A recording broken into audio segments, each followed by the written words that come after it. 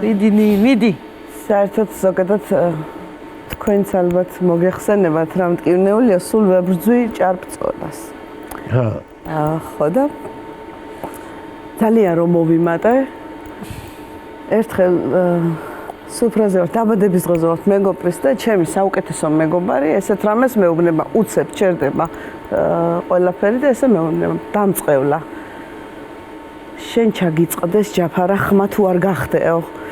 და ეს იმდენად შოკის მომგვრელი იყო ჩემთვის რომ აი ერთი ხმა მივარგა კანო ეგრანაირად მითხარით გვეუბნები. და მეორე დღიდან გადავედი მკაცრ დიეტაზე და 3 თვე მოკლედ თავს ვიკლავდი ისე ვიშიმშილე რომ ხმას უფრთხილდებოდი თუ.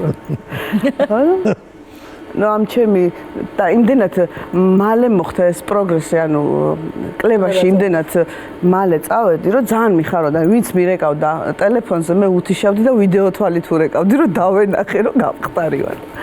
მამა ჩემს ჰქონდა ტვინი შეჭმული ჩემგან, ემიგრაციაში იყო მაშინ მამა და ყოველ დღე ესე იგი ვაბარებდი აჩოტებს, რომ აი დღეს 200 გრამი მოვიკელი, მამა ახლა ხომე ტყობა, ავდგებოდი, გავივლიდი, გამოვლიდი.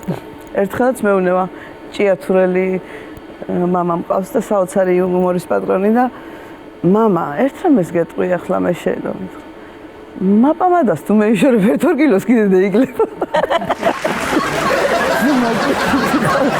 არა ახლა თუ გიცხია პამადა თუ სხვანაირი პერია. მის ეხლაც მისია მე სულ მისია სულ ერთად სახლში. ეს ჩემი ჯგუით ვიხუმრი ახლა თუ დავიხუმრი. მიყვარს ხო კომპლიმენტის და პირიქით გამომივიდა. არა უშავს